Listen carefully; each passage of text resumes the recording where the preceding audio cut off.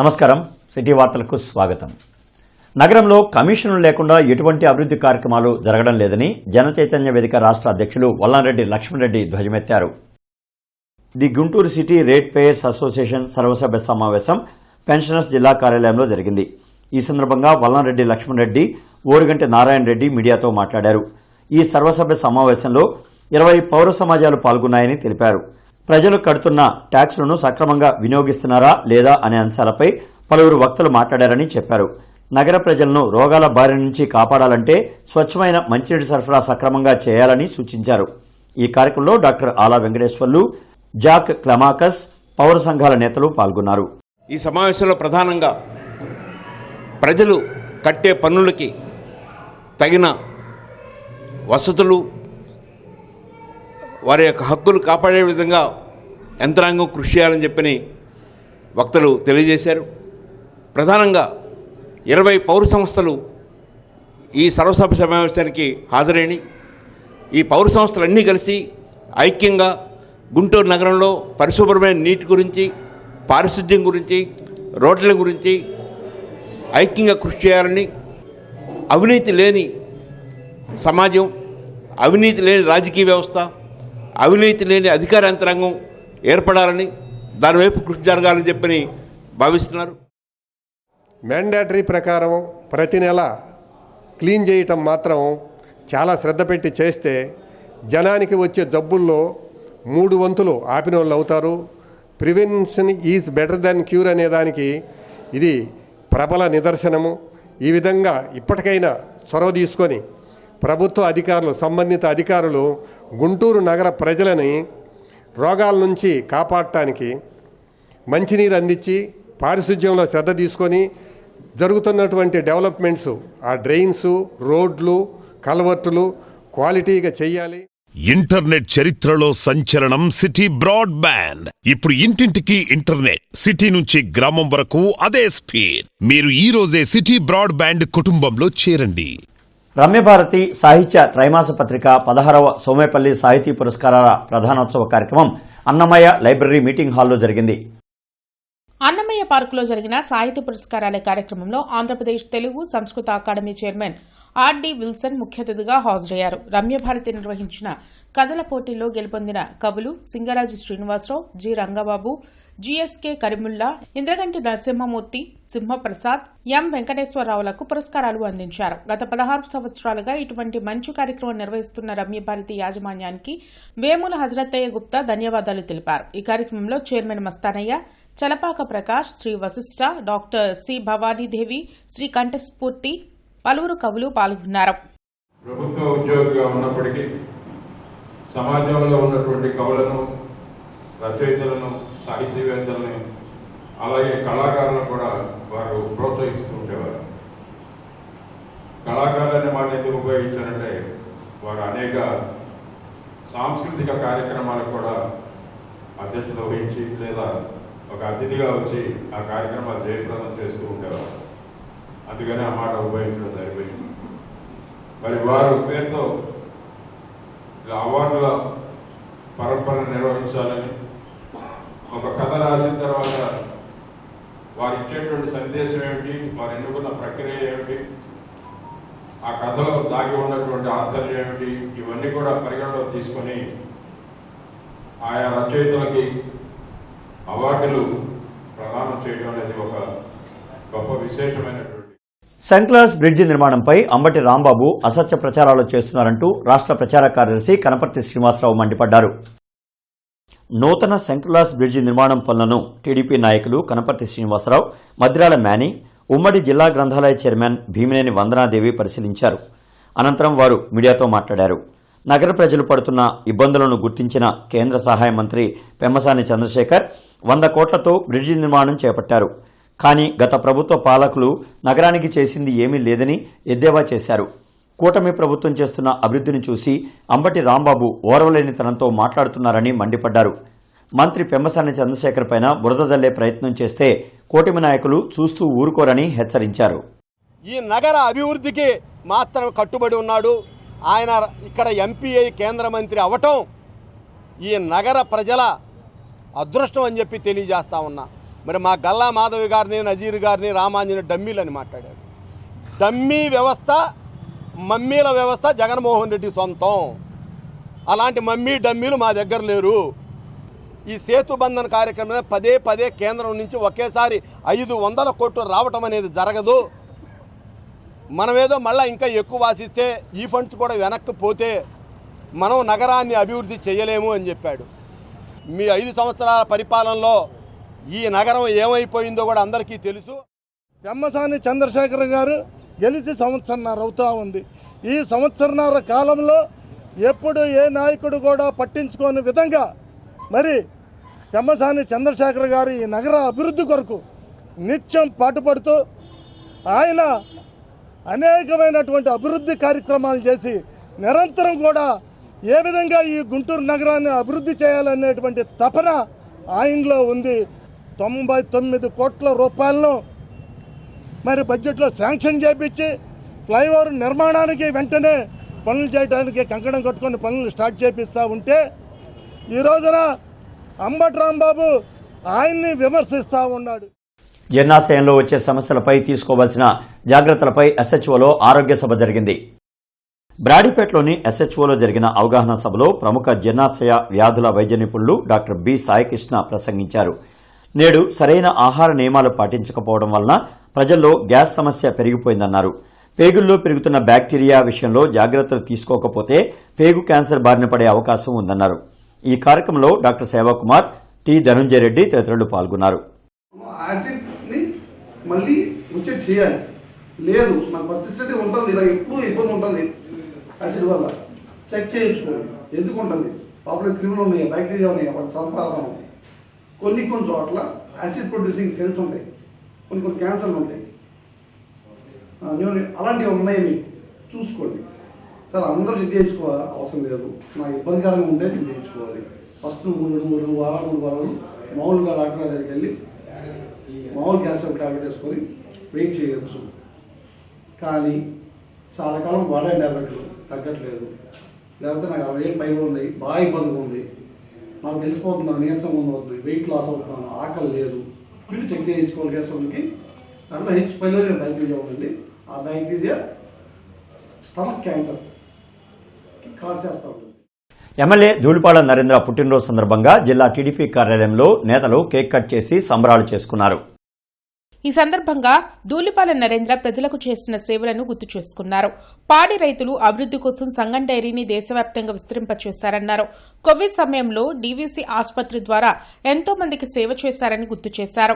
అలాంటి గొప్ప నాయకులు ధూళిపాల నరేంద్ర మరెన్నో పుట్టినరోజులు జరుపుకోవాలని అన్నారు. ఈ కార్యక్రమంలో శివరామయ్య, ఓంకార్, గింజుపల్లి వెంకటేశ్వరరావు, సుఖవాస శ్రీనివాసరావు, కస్కుత్తి హనుమంతరావు, కార్పొరేటర్ బాబు, ఇతర టీడీపీ నాయకులు పాల్గొన్నారు. ముఖ్యంగా ప్రజాక్షేత్రంలో ఒక పొన్నూరు కాన్స్టిట్యున్సీ నుంచి 6 సార్లు ఎమ్మెల్యేగా గెలవడం అనేది ఈ యొక్క ప్రత్యక్ష రాజకీయాల్లో అంత ఆషామాషి అయిన విషయం కాదు. ఆయన రాజకీయ చతురతకి ఒక నిదర్శనం. ప్రజాస్వామ్యంగా, ప్రజాక్షేమంగా ఈ యొక్క ఉమ్మడి రాష్ట్రంలోనే ఒక గుర్తింపు తెచ్చుకున్న మహానాయకుడు నరేంద్ర గారు. అట్లాగే వాళ్ళ తండ్రి బాటలో పాడి పరిశ్రమలో ఏ విధంగా సంగం డైరీ డెవలప్ చేశారో, రైతుల కోసం డీవీసీ అనే ఒక హాస్పిటల్ ఏర్పాటు చేసి కోవిడ్ సమయంలో చాలామంది విపరీతమైన రేట్లు ఉన్న సమయంలో కూడా ఎంతోమంది కోవిడ్ బారిన పడిన వాళ్ళని రక్షించిన హాస్పిటల్ డీవీసీ హాస్పిటల్.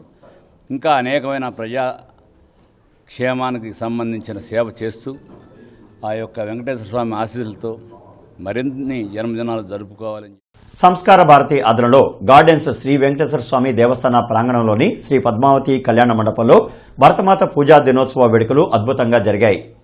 భరతమాత పూజా దినోత్సవ వేడుకల సందర్భంగా జానపద నృత్యాలు, వక్తృత్వం పోటీలు, భారతంలో ధర్మరాజు పాత్రపై క్విజ్ పోటీలు నిర్వహించామని అధ్యక్షులు ఇండ్ల శ్రీధర్ బాబు వెల్లడించారు. ఇటువంటి కార్యక్రమాల వలన పిల్లల్లో మానసిక ఉల్లాసం పెరిగి విద్యలో మరింత రాణించే అవకాశం ఉందని డాక్టర్ రాధామాధవి వెల్లడించారు. నవంబర్ 16 నుంచి జనవరి 25వ తేదీ వరకు నిర్వహించిన పోటీలో గెలుపొందిన బాల బాలికలకు బహుమతులు అందిస్తామని చెప్పారు. ఈ కార్యక్రమంలో టి రాజకుమార్, ఎస్ శ్రీనివాసరావు, శంకర్, విద్యార్థులు, తల్లిదండ్రులు పాల్గొన్నారు. భరతమాత పూజా దినోత్సవ వేడుకలు ఎంతో వైభవంగా గుంటూరులోని బృందావన గార్డెన్స్ స్థానిక శ్రీ శ్రీ శ్రీ వెంకటేశ్వర స్వామి దేవస్థానం నందు ఎంతో వైభవంగా జరుగుతూ ఉన్నాయి. అందులో భాగంగా ఈరోజు జానపద బృంద నృత్యాలు మరియు ఎస్ఏ రైటింగ్ కాంపిటీషన్ మరియు మహాభారతంలో ధర్మరాజు పాత్రపై క్వశ్చన్ అండ్ ఆన్సర్స్ ఇచ్చి ఆ కార్యక్రమాలు జరుగుతూ ఉన్నాయి. అలాగే మధ్యాహ్నం కళాశాల విద్యార్థులకు కూడా జానపద బృంద నృత్యాలు ఉన్నాయి, ఉపాధ్యాయులకు కూడా జానపద బృంద నృత్యాలు ఉన్నాయి. ఈ కార్యక్రమానికి ఎంతోమంది విద్యార్థులు, ఉపాధ్యాయులు, తల్లిదండ్రులు అందరూ కూడా వచ్చి ఈ కార్యక్రమాన్ని విజయవంతం చేసేందుకు మా సంస్కార భారత్ తరపున ధన్యవాదాలు. ఈ రోజుల్లో ధర్మరాజు యొక్క పాత్ర తెలుసుకోవడం చాలా చాలా అవసరం అండి. ఈరోజు పిల్లల ఈ జనరేషన్కి అంటే మనకి అందరికీ ఆయన గురించి మనకు ధర్మరాజు ఆయన ఎప్పుడూ కూడా అబద్ధాలు చెప్పలేదు, నిజమే చెప్పారు.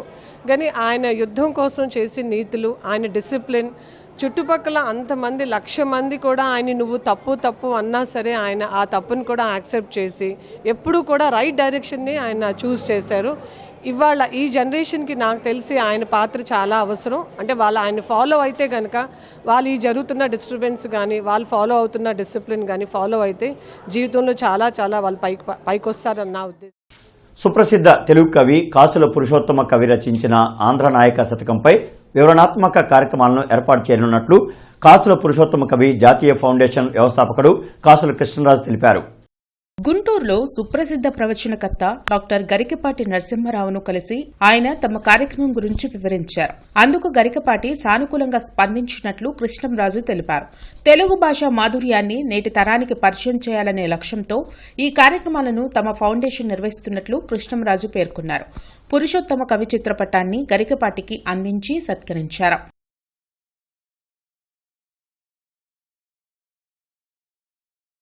పీపీపీ విధానంలో నూతన ప్రభుత్వ మెడికల్ కాలేజీలను ప్రైవేటీకరించాలన్న రాష్ట్ర ప్రభుత్వ నిర్ణయాన్ని వెంటనే విరమించుకోవాలని సిపిఐ రాష్ట్ర కార్యదర్శి వర్గ సభ్యులు జంగాల అజయ్ కుమార్ డిమాండ్ చేశారు. జీవో నంబర్ 509తో పాటు గతంలో తీసుకువచ్చిన 107, 108లను రద్దు చేయాలని కోరారు.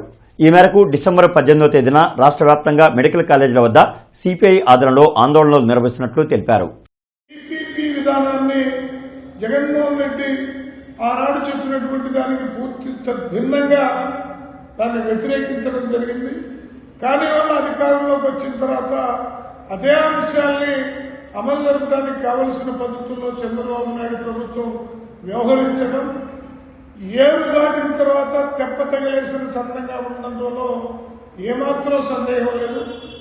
అందుకని భారత కమ్యూనిస్ట్ పార్టీ సిపిఐ ఈ నెల 18వ తేదీన పీపీపీ విధానంలో మెడికల్ కాలేజీల ప్రైవేటీకరణను విరమించుకోవాలని, జీవో నంబర్ 590, 107, 108లను పూర్తిగా రద్దు చేయాలని డిమాండ్ చేస్తూ 18వ తేదీన మెడికల్ కాలేజీల వద్ద ఆందోళన కార్యక్రమాలకి పిలుపునిస్తా ఉన్నాం. అవగాహన కార్యాలయంలో ఎముకలు, కీళ్ల వ్యాధులపై ఆరోగ్య సభ జరిగింది. అరండల్పేటలోని అవగాహన సంస్థ కార్యాలయంలో జరిగిన ఆరోగ్య సభలో ప్రముఖ ఆర్థోపెడిక్ వైద్యులు డాక్టర్ కృష్ణ శ్రవణ్ ప్రసంగించారు. నేటి సమాజంలో పెద్ద వయసు వారు రాత్రుళ్లు నేచర్ కాల్ కోసం వెళ్లి కాలు జారిపడి ఎముకలు విరగగొట్టుకుంటున్నారని తెలిపారు. ఈ విషయాల్లో జాగ్రత్తలు తీసుకోవాలని సూచించారు. ఈ కార్యక్రమంలో చంద్రశేఖర్, ఆర్వి ఫణికుమార్ తదితరులు పాల్గొన్నారు. మెడనొప్పి ఎందుకు వస్తుంది అంటే ఇందాక నేను చెప్పినట్టే సరిగ్గా పాస్చర్ మెయింటైన్ చేయకపోవటం వల్ల. టీవీ ఎప్పుడైనా సరే చూసేటప్పుడు మనం ఐ లెవెల్లో చూడాలి. మనం కూర్చున్నప్పుడు మన ఐ లెవెల్లో, ఇట్లా కాదు ఇట్లా కాదు. First point. సెకండ్, ఈ మధ్య అందరం కూడా ఫోన్లు వాడుతున్నాం. ఫోన్లు ఏంటంటే మనం ఇట్లా చూస్తూ ఉంటాం. ఫోన్లు ఇట్లా కాదు ఇట్లా చూడాలి. సెకండ్, పడుకొని ఫోన్ అనేది చూడకూడదు. ఈ మూడు ప్రివెంటింగ్ ఫ్యాక్టర్స్. ఒక లైట్ ఆన్ చేసి ఉండాలండి కంపల్సరీ బాత్రూంలో. 60+ ఉన్న ప్రతి ఇంట్లో, 60 years దాటిన ప్రతి ఇంట్లో బాత్రూమ్ లైట్ మధ్యలో లేసి అది ఆన్ చేసుకోకూడదు. నైట్ పడుకునే ముందే బాత్రూమ్ లైట్ ఆన్ ఉంటుంది. అప్పుడు మనకి ఏంటంటే ఎక్కడ తడి ఉంది, ఎక్కడ మనం కాలేయాలి, మనం నిద్ర మత్తులో ఉన్నా ఎక్కడ కాలేయాలి కనీసం అది చెప్పేది. బాత్రూమ్ లైట్ అయితే కంపల్సరీ ఆన్ ఉంటుంది. ఈ రెండు చేసుకుంటే 50% ఆఫ్ ఫ్రాక్చర్స్ మనం అవాయిడ్ చేయగలం. 50% ఆఫ్ ఫ్రాక్చర్స్ డాక్టర్స్ దగ్గర రాకుండా అయిపోయింది, మీ సర్జరీ చేయకుండా అయిపోయింది. ఇంటర్నెట్ చరిత్రలో సంచలనం సిటీ బ్రాడ్బ్యాండ్. ఇప్పుడు ఇంటింటికి ఇంటర్నెట్, సిటీ నుంచి గ్రామం వరకు అదే స్పీడ్. మీరు ఈ రోజే సిటీ బ్రాడ్బ్యాండ్ కుటుంబంలో చేరండి. పొన్నూరు ఎమ్మెల్యే ధూళిపాల నరేంద్ర పుట్టినరోజు సందర్భంగా నిర్మల హృదయ భవన్లో పేదలకు పండ్లు పంపిణీ కార్యక్రమం జరిగింది.